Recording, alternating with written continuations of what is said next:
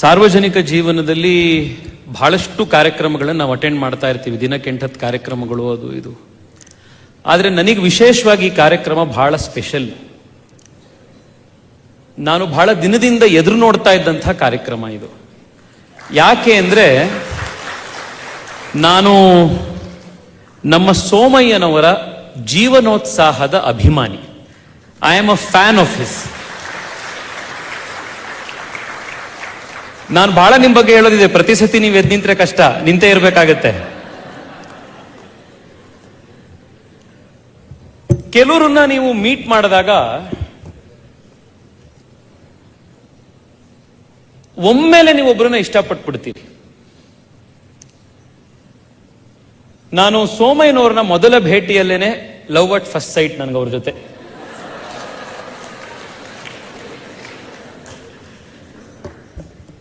ನನಗೆ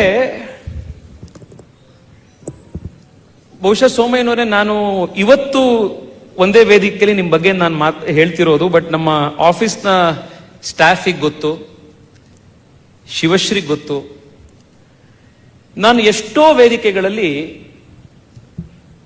ನಿಮ್ಮ ಬಗ್ಗೆ ನಾನು ಉಲ್ಲೇಖ ಮಾಡಿ ಮಾತನಾಡಿದ್ದೀನಿ. ಕಾರಣ ಮತ್ತೆ ಎದ್ದೇಳಬೇಡಿ, ಕೂತ್ಕೊಂಡೇ ಇರಿ ನೀವು.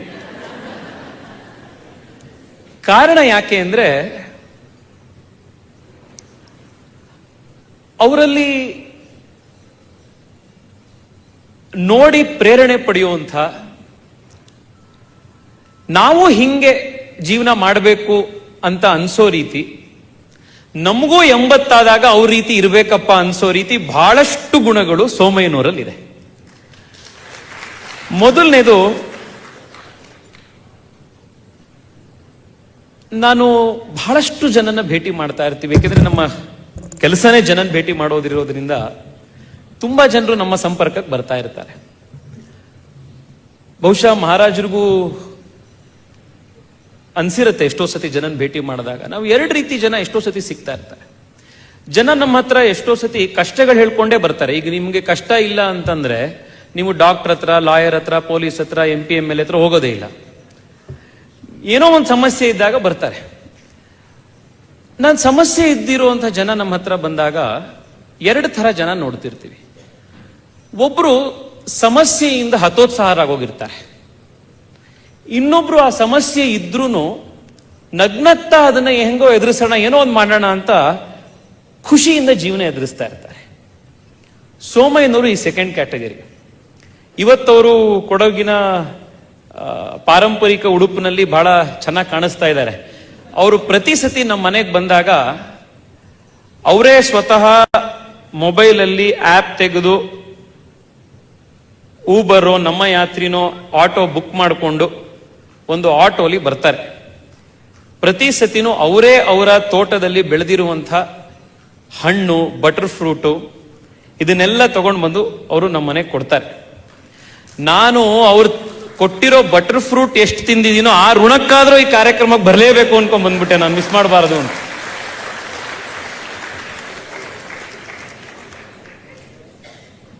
ಅವರು ಬೇರೆ ಸತಿ ನೀವು ನೋಡಿರ್ತೀರ, ಒಳ್ಳೆ ಹಳೆ ಬ್ರಿಟಿಷ್ ಸ್ಟೈಲಲ್ಲಿ 2 ಪಾಕೆಟ್ ಇರುವಂತ ಈ ಸಫಾರಿ ಶರ್ಟ್ ಹಾಕಿರ್ತಾರ. ಸಫಾರಿ ಶರ್ಟ್ ಹಾಕಿ, ಹೈ ರೈಸ್ ಟ್ರೌಸರ್ ಹಾಕಿ ಅವರು ಬರ್ತಾರೆ. 2 ಪಾಕೆಟ್ ನಲ್ಲಿ ಅವರೇ ಪ್ರಿಂಟ್ ಮಾಡಿ ಇಟ್ಕೊಂಡಿರುವಂಥ, ಅವರು ಜೀವನದಲ್ಲಿ ಕಲ್ತಿರುವಂಥ ಕೆಲವು ಹೊಳವುಗಳನ್ನ, ಇನ್ಸೈಟ್ಸ್ಗಳನ್ನ, ಜೀವನ ಪಾಠಗಳನ್ನ ಅವರೇ ಒಂದಿಷ್ಟು ಬರ್ಸಿಟ್ಕೊಂಡಿರುವಂಥ ಒಂದಿಷ್ಟು ಪುಸ್ತಕ ಇದಿಟ್ಕೊಂಡಿರ್ತಾರೆ. ಏನು ಈ ರೀತಿ ಬುಕ್ ಪ್ರಿಂಟ್ ಮಾಡಿಕೊಂಡು ಕಾರ್ಡ್ಸ್ ಇಟ್ಕೊಂಡಿರ್ತಾರೆ. ಇವತ್ತು ನಾನು ಅದೆಲ್ಲೋ ಮರ್ತೆ, ಬೆಳಗ್ಗೆ ಇಲ್ಲಿ ಬರೋದಕ್ಕೆ ಇದಕ್ಕಿಂತ ಮುಂಚೆ ನನ್ನ ಹತ್ರ ಅದನ್ನ ಅವ್ರು ಕೊಟ್ಟಿದ್ದು ನಾನು ಎತ್ತಿಟ್ಕೊಂಡಿದ್ದೆ. ಅದನ್ನ ಬಹಳ ಚೆನ್ನಾಗಿರುವಂಥ 8-10 ನಾಣ್ಣುಡಿಗಳು, ಯಾರೋ ಬರ್ದಿರೋದು ಅಂತಲ್ಲ, ಇವರು ಜೀವನ ನಡೆಸ್ತಾ ಇವರು ಕಲ್ತಿರುವಂಥ, ಅನುಭವಕ್ಕೆ ಬಂದಿರುವಂಥ ಸತ್ಯ ಹೊಳವುಗಳು.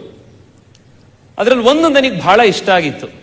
Work like a clock, don't sit like a rock ಅಂತ ಒಂದು ಬರ್ದಿದ್ದಾರೆ. ಈ ಥರದ್ದು ಎಷ್ಟೊಂದಿದ್ದಾವೆ. ನಾನು ಕೇಳಿದೆ, ಈ 2 ಜೋಬಲ್ಲಿ ಇಟ್ಕೊಂಡಿದ್ದೀರಲ್ಲ, ಏನ್ ಮಾಡ್ತೀರಾ ಇದನ್ನ ಇಷ್ಟೊಂದು ಅಂತ. ಅದಕ್ಕೆ ಅವ್ರು ಹೇಳಿದ್ರು, ನಾನು ದಿವಸ ಬೆಳಗ್ಗೆ ಮನೆಯಿಂದ ಹೊರಟಾಗ ಎರಡೂ ಜೇಬ್ ತುಂಬಿಕೊಂಡು ಹೊಟ್ಟೋಗ್ತೀನಿ. ಯಾರ್ಯಾರು ನನಗೆ ಸಿಗ್ತಾ ಹೋಗ್ತಾರೆ ದಿವಸದಲ್ಲಿ ಅವರೆಲ್ಲರೂ ಮಾತಾಡಿಸಿ ಅವರೆಲ್ರಿಗೂ ಇದನ್ನೊಂದನ್ನ ಕೊಟ್ಟು ಅವರಿಗೆ ನೀವು ಇದನ್ನೆಲ್ಲ ಅಳವಡಿಸ್ಕೊಳ್ಳಿ ಜೀವನದಲ್ಲಿ ಅಂತ ನಾನು ಹೇಳಿ ಹೋಗ್ತೀನಿ ಅಂತ ಅಂದ್ರು. ಬಹುಶಃ ಈ ಪುಸ್ತಕ ಬರೆಯೋದಕ್ಕೆ ಈ ಡಿವೈನ್ ಲೈಫ್ ಸಬ್ಲೈಮ್ ಹ್ಯುಮ್ಯಾನಿಟಿ ಅಂತ ಇಂಗ್ಲಿಷ್ನಲ್ಲಿದೆ, ಕನ್ನಡದಲ್ಲಿ ಭವ್ಯ ಜೀವನ, ದಿವ್ಯ ಜೀವನ, ಭವ್ಯ ಮಾನವ ಅನ್ನುವಂಥ ಪುಸ್ತಕ ಅವರು ಕನ್ನಡದಲ್ಲಿ ಇದಕ್ಕೆ ಬರೆದಿದ್ದಾರೆ. ಒಂದ್ಸತಿ ಭಗವಾನ್ ಬುದ್ಧನ ಹತ್ರ ಒಬ್ಳು ತಾಯಿ ಮಗುನ್ ಕರ್ಕೊಂಡು ಹೋದ್ಲಂತೆ. ನನ್ನ ಮಗು ಬಹಳ ಬೆಲ್ಲ ತಿನ್ನತ್ತೆ, ಸ್ವೀಟ್ ತಿನ್ನತ್ತೆ, ಯಾವುದನ್ನೇ ಅತಿರೇಕವಾಗಿ ತಿಂದ್ರೆ ದೇಹಕ್ಕೆ ಒಳ್ಳೇದಲ್ಲ, ಆರೋಗ್ಯಕ್ಕೆ ಒಳ್ಳೇದಲ್ಲ. ಈ ಬೆಲ್ಲ ಸ್ವೀಟು ತಿನ್ನೋದನ್ನ ಕಡಿಮೆ ಮಾಡೋದಕ್ಕೆ ಮಗುಗೆ ಸ್ವಲ್ಪ ಬುದ್ಧಿ ಹೇಳಿ ಅಂತ ಬುದ್ಧನ ಹತ್ರ ತಾಯಿ ಕರ್ಕೊಂಡು ಹೋಗಿ ಕೇಳಿದ್ರಂತೆ. ಆಗ ಬುದ್ಧ ಮುಂದಿನ ವಾರ ಬನ್ನಿ ಅಂತ ಹೇಳಿದ್ನಂತೆ. ಸೊ ಮುಂದಿನ ವಾರ ತಾಯಿ ಮಗುನ್ ಕರ್ಕೊಂಡು ತಿರ್ಗಾ ಹೋದ್ರಂತೆ. ಕರ್ಕೊಂಡು ಹೋಗಾದ್ಮೇಲೆ ತಾಯಿ ಎದುರುಗಡೆ ಮಗುಗೆ ಹೇಳಿದ್ರಂತೆ ಭಗವಾನ್ ಬುದ್ಧ, ಸ್ವೀಟ್ ತಿನ್ನೋದು ಒಳ್ಳೇದಲ್ಲಪ್ಪ, ತುಂಬಾ ಜಾಸ್ತಿ ತಿನ್ನಬಾರ್ದು, ಯಾವುದನ್ನೇ ಅತಿರೇಕವಾಗಿ ತಿಂದ್ರೆ ಒಳ್ಳೇದಲ್ಲ, ಸ್ವಲ್ಪ ಬೆಲ್ಲ ಸ್ವೀಟ್ ತಿನ್ನೋದು ಕಡಿಮೆ ಮಾಡು ಅಂತ. ಆಗ ತಾಯಿ ಕೇಳಿದ್ರಂತೆ, ಇದನ್ನೇ ಹೋದ್ವಾರ ಹೇಳ್ಬೋದಿತ್ತಲ್ಲ ನೀವು, ಒಂದು ವಾರ ಆದ್ಮೇಲೆ ಕರೆಸಿ ನನಗೆ ಯಾಕೆ ಹೇಳಿದ್ರಿ ಅಂತ.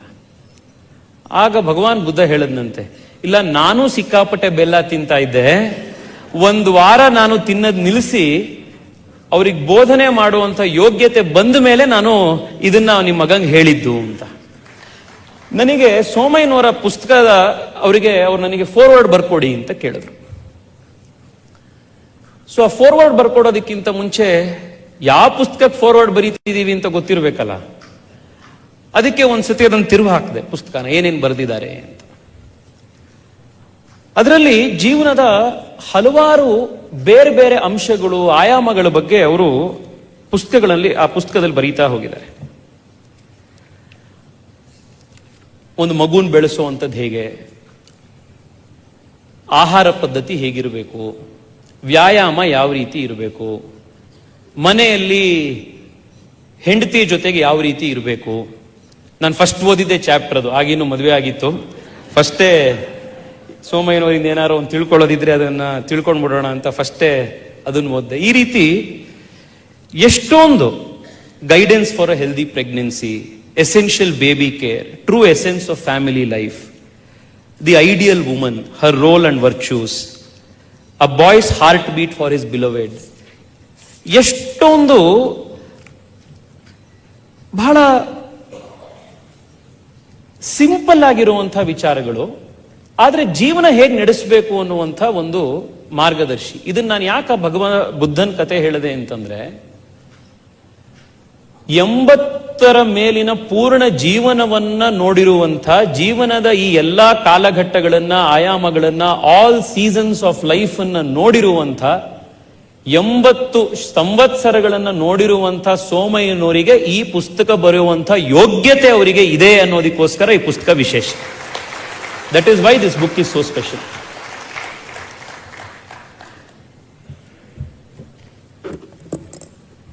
ಕೃಷಿಯ ಬಗ್ಗೆ ಅವ್ರಿಗೆ ಆಸಕ್ತಿ ಇದೆ.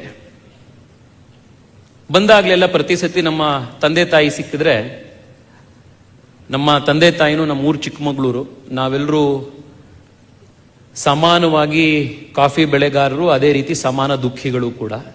ಇತ್ತೀಚೆಗೂ ಮಹಾರಾಜರು ಕೂಡ ಬಂದಿದ್ರು, ನಿರ್ಮಲಾ ಸೀತಾರಾಮನ್ ಅವರನ್ನ, ಪಿಯೂಷ್ ಗೋಯಲ್ ಅವರನ್ನ ನಾವೆಲ್ಲ ಭೇಟಿ ಮಾಡಿ ಈ ಟೀ ಮತ್ತೆ ಕಾಫಿಯನ್ನ ಅಗ್ರಿಕಲ್ಚರ್ ಕ್ರಾಪ್ಸ್ ಅನ್ನೋದನ್ನ ಹಾಕದಲೆ ಅದನ್ನ ಏನು ಇಂಡಸ್ಟ್ರಿ ಮತ್ತೆ ಕಮರ್ಷಿಯಲ್ ಕ್ರಾಪ್ಸ್ ಅಂತ ಹಾಕ್ಬಿಟ್ಟಿರೋದ್ರಿಂದ ಆಗಿರುವಂತಹ ನುಕ್ಸಾನ್ಗಳು, ಅದರಿಂದ ಸರ್ಫೇಸಿ ಆಕ್ಟ್ಗಳಲ್ಲಿ ಆಗ್ತಿರುವಂತಹ ಸಮಸ್ಯೆ, ಆ ಸರ್ಫೇಸಿ ಆಕ್ಟ್ ಬರ್ತಿರೋದ್ರಿಂದಾಗಿ ರಾತ್ರೋರಾತ್ರಿ NPA ಆಯಿತು ಅಂದಿದ ತಕ್ಷಣ ಆಕ್ಷನ್ಗೆ ತರ್ತಾ ಇರುವಂತಹ ಸಮಸ್ಯೆಗಳು, ಇದನ್ನೆಲ್ಲದನ್ನು ನಾವು ಗಮನಕ್ಕೆ ತಂದು ಈ ಸರ್ಫೇಸಿ ಆಕ್ಟ್ಗೆ ನೀವೊಂದು ತಿದ್ದುಪಡಿ ತರಬೇಕು. ಕಾಫಿಯನ್ನ ನೀವು ಅಗ್ರಿಕಲ್ಚರ್ ಜೊತೆಗೆ ತೆಗೆದುಕೊಂಡು ಬರಬೇಕು, ಇದನ್ನ ಇಂಡಸ್ಟ್ರಿಯಿಂದ ಹೊರಗಡೆ ಇಡಬೇಕು ಅನ್ನುವಂತ ನಾವು ಡಿಮ್ಯಾಂಡ್ ಅನ್ನ ಮೊನ್ನೆ ಕೂಡ ನಾವು ಮಾಡಿದ್ವಿ. ಇದನ್ನೆಲ್ಲ ಚರ್ಚೆ ನಮ್ಮ ತಂದೆಯವ್ರ ಜೊತೆಗೆ ಸೋಮಯ್ಯನವರು ಮಾಡ್ತಾ ಇರುವಂತ ಟೈಮ್ನಲ್ಲಿ ಅವರು ಗಿಡದ ಬಗ್ಗೆ, ಕೃಷಿ ಬೆಳೆಯೋದ್ರ ಬಗ್ಗೆ, ಒಂದು ಮರ ಗಿಡ ಅದರದ್ದು ಬಗ್ಗೆ, ಅದರ ಆಸಕ್ತಿ ಬಗ್ಗೆ ಅವರು ತಿಳಿಸ್ತಾ ಇರ್ತಾರೆ. ಇನ್ನೊಂದು ದಿವಸ ಈಗ ಅವ್ರು ತಿಳಿಸಿದ್ರು, ಇಲ್ಲಿ ಕಾವೇರಿ ತಾಯಿದು ಏನು ಮೂರ್ತಿ ಇದೆ ಅದನ್ನ ಅವರೇ ಅದನ್ನ ಮಾಡಿಸಿದ್ದು, ಇಲ್ಲಿ ನಾನು ಮಾಡಿಸ್ಕೊಟ್ಟೆ, ಅದರಲ್ಲಿ ಅವ್ರಿಗೆ ಆಸಕ್ತಿ ಇದೆ. ನನ್ಗೆ ಇನ್ನೊಂದು ಯಾವುದೋ ಒಂದು ತಂದ್ಕೊಟ್ಟಿದ್ರು ಅವತ್ತು. ಇದೇ ರೀತಿ ಪಂಚಲೋಹದಲ್ಲಿ ಮತ್ತೆ ಬ್ರಾಸ್ನಲ್ಲಿ ಮಾಡಿಸಿರುವಂತ ಒಂದು ಕಲಾಕೃತಿಯನ್ನ ಮಾಡಿಸಿದ್ರು. ಅದನ್ನ ಅವ್ರು ಕಮಿಷನ್ ಮಾಡಿಸಿ ಎಷ್ಟೋ ಕಡೆ ಅದನ್ನೆಲ್ಲ ಮಾಡಿಸಿರುವಂಥದ್ದು. ಬರವಣಿಗೆ, ಹಳೆ ಪುಸ್ತಕಗಳ ಕಲೆಕ್ಷನ್ನು, ಇದು ಒಬ್ಬ ವ್ಯಕ್ತಿಯ ಜೀವನೋತ್ಸಾಹ ತೋರಿಸುತ್ತೆ. ಅವ್ರದ್ದು ಇನ್ನೊಂದು ರಿಕ್ವೆಸ್ಟ್ ಇದೆ. ಈ ಕಾರ್ಯಪ್ಪನವರ ಪುಸ್ತಕ ಏನಿದೆ ಅದನ್ನ ಅವ್ರು ನನಗೆ ಕೇಳಿದ್ರು, ಡೆಲ್ಲಿಯಲ್ಲಿ ಯಾವ್ಯಾವ ಎಂಬೆಸಿಗಳಿದೆ ಆ ಎಲ್ಲ ಅಂಬಾಸಿಡರ್ಸ್ಗಳನ್ನು ಒಂದ್ ಕಡೆ ಸೇರಿಸಿ ಕಾರ್ಯಕ್ರಮ ಮಾಡಿ ಜನರಲ್ ಕಾರ್ಯಪ್ಪನವರ ಪುಸ್ತಕವನ್ನ ಅಲ್ಲಿ ರಿಲೀಸ್ ಮಾಡಿ ಅಲ್ಲಿ ನೀವೆಲ್ರಿಗೂ ಕೊಡಿಸ್ಬೇಕು ಅಂತಂದ್ರು. ನನಗೆ ಖುಷಿಯಾಗಿದ್ದೇನು ಅಂತಂದ್ರೆ 87, 88ರಲ್ಲಿ ಇನ್ನೂ ಒಂದು ಹೊಸ ಪುಸ್ತಕ ಬರೀಬೇಕು, ಅದನ್ನ ಡೆಲ್ಲಿ ಲಾಂಚ್ ಮಾಡಬೇಕು, ಅದನ್ನ ಇನ್ನೊಂದು 10 ಜನಕ್ಕೆ ಕೊಡಬೇಕು ಅನ್ನುವಂತ ಜೀವನೋತ್ಸಾಹ ಇದೆಯಲ್ಲ, ಅದು ನಮಗೆಲ್ರಿಗೂ ಕೂಡ ಜೀವನದಲ್ಲಿ ಪ್ರೇರಣೆ. That is how we should lead a life. ನಾನಿವತ್ತು ಬಂದಿರುವಂಥದ್ದು ಸೋಮಯ್ಯನವರಿಗೆ ನನ್ನ ಅಭಿಮಾನವನ್ನ ವ್ಯಕ್ತಪಡಿಸಕ್ಕೆ. ಶತಾಯುಷಿಗಳಾಗಿ ನಮ್ಮಂಥ ಎಷ್ಟೋ ಜನ ಯುವಕರಿಗೆ ನಿಮ್ಮ ಜೀವನದ ಮೂಲಕ ಒಂದು ಪ್ರೇರಣೆ ಕೊಡಿ ಎನ್ನುವಂತ ಅಭಿಲಾಷೆಯನ್ನ ನಿಮ್ಮೆಲ್ಲರ ಪರವಾಗಿ ನಾನಿವತ್ತು ಇಲ್ಲಿ ಭಗವಂತನಲ್ಲಿ ಪ್ರಾರ್ಥನೆ ಮಾಡಲಿಕ್ಕೆ, ಆ ಭಗವಂತ ಇಗುತಪ್ಪನಲ್ಲಿ, ಕಾವೇರಿ ತಾಯಿಯಲ್ಲಿ ಪ್ರಾರ್ಥನೆ ಮಾಡಲಿಕ್ಕೆ ಇವತ್ತು ಬಂದಿರುವಂಥದ್ದು ಸೋಮಯ್ಯನವರೇ. ಲಾಸ್ಟ್ ಟೈಮ್ ಬಂದಾಗ ಅವರದೆಲ್ಲ ಹಳೆ ಫೋಟೋಗಳನ್ನೆಲ್ಲ ತೋರಿಸಿದ್ರು. ಬಹಳ ಒಳ್ಳೆ ಫಿಲ್ಮ್ ಸ್ಟಾರ್ ಇದ್ದಂಗಿದ್ದಾರೆ ಅವ್ರು, ಆಗ್ಲಿನ ಪಿಕ್ಚರ್ಗಳಲ್ಲೂ ಎಲ್ಲ. ಆಮೇಲೆ ಬೇರೆ ಬೇರೆ ಸ್ಟೈಲ್ ಬಿಯರ್ಡ್ಗಳನ್ನೆಲ್ಲ ಬಿಟ್ಟಿದ್ದಾರೆ ಆ ಟೈಮ್ನಲ್ಲಿ ಎಲ್ಲ. ಇದನ್ನೆಲ್ಲ ನೋಡಿದಾಗ what I really like about him is the spirit of life, his enthusiasm to lead life to its fullest, even at this age. ನಾವೆಷ್ಟೋ ಜನನ ನೋಡ್ತಾ ಇರ್ತೀವಿ, ಯಾವಾಗ ಒಂಚೂರು ಅವರು ರಿಟೈರ್ ಆಗೋಗ್ತಾರೆ, 60 ವರ್ಷ ಸರ್ಕಾರಿ ಕೆಲಸದಲ್ಲಿ ಇರ್ತಾರೆ ಅಥವಾ ಇನ್ಯಾವುದೋ ಬೇರೆ ಇದರಲ್ಲಿ ಕೆಲಸ ಮಾಡ್ತಾ ಇರ್ತಾರೆ, ಆಕ್ಟಿವ್ ಆಗಿರ್ತಾರೆ. ಅವ್ರು ರಿಟೈರ್ ಆಗಿದ ತಕ್ಷಣ ನೀವು ನೋಡಿ ಯಾವುದೋ ಮೊಣಕಾಲು ನೋವು ಅಂತ ಸ್ಟಾರ್ಟ್ ಆಗುತ್ತೆ, ಇನ್ನೇನೋ ಒಂಚೂರು ಪ್ರಾಬ್ಲಮ್ ಅಂತ ಸ್ಟಾರ್ಟ್ ಆಗುತ್ತೆ, ಅಲ್ಲಿಂದ ಒಂದು ಇದಾಗ್ತಾ ಹೋಗುತ್ತೆ. ಇನ್ ಕೆಲವ್ರು ಇರ್ತಾರೆ, ಅವರು ರಿಟೈರ್ ಆದ್ಮೇಲೆ ಮುಂಚೆ ಅವ್ರು ಎಷ್ಟು ಬಿಸಿ ಇದ್ರು ಅದಕ್ಕಿಂತ ಜಾಸ್ತಿ ಆಕ್ಟಿವಿಟೀಸ್ಗಳು ಅದಾದ್ಮೇಲೆ ಸ್ಟಾರ್ಟ್ ಆಗೋಗ್ಬಿಡತ್ತೆ. ಎಷ್ಟು ಆಕ್ಟಿವ್ ಆಗಿ ಸಮಾಜ ಜೊತೆಗೆ ಇನ್ನೊಂದ್ ಜೊತೆಗೆ ಓಡಾಡ್ಕೊಂಡಿರ್ತಾರೋ ಅಷ್ಟು ಆರೋಗ್ಯವಾಗಿ ಅವ್ರು ಇರ್ತಾರೆ. ನನಗೆ ಈ ಪುಸ್ತಕ ಬಿಡುಗಡೆ ಸಮಾರಂಭ, ಅವರ ಪುಸ್ತಕ, ಇದೆಲ್ಲದಕ್ಕಿಂತ ಹೆಚ್ಚಾಗಿ ಅವರ ಜೀವನೋತ್ಸಾಹ, his spirit of life and his very sincere willingness to do good and be good, ಅದು ನನಗಿರುವಂತಹ ಒಂದು ಪ್ರೇರಣೆ.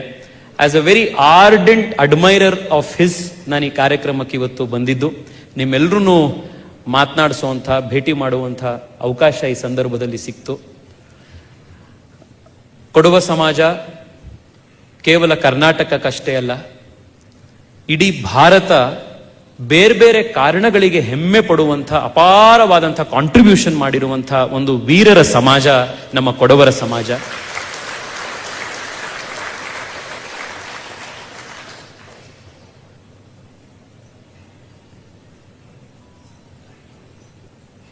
ಜನರಲ್ ಕಾರ್ಯಪ್ಪನವರ, ತಿಮ್ಮಯ್ಯನವರ ಜೀವನಗಳನ್ನು ಓದಿದಾಗ ಭಾರತದ ಕ್ಷಾತ್ರ ಶಕ್ತಿ ಏನು, ಎಂಥ ಸಂದಿಗ್ಧ ಪರಿಸ್ಥಿತಿಯಲ್ಲೂ ಕೂಡ ದೇಶ ಧೃತಿಗೆಡದಲೆ ದೇಶದ ನಾಯಕತ್ವಕ್ಕೆ ಆ ಶಕ್ತಿ ಕೊಟ್ಟು ದೇಶವನ್ನ, ದೇಶದ ಗೌರವವನ್ನು ಕಾಪಾಡದಂತಹ ಆ ಮಹನೀಯರ ಚೇತನ ಹೇಗಿದ್ದಿರ್ಬೋದು ಅಂತ ನಮಗೆ ಪದೇ ಪದೇ ಪ್ರೇರಣೆ ಕೊಡುವಂತಹ ದ್ಯೋತಕಗಳಿರುವಂಥ ಸಮಾಜ ಇದು.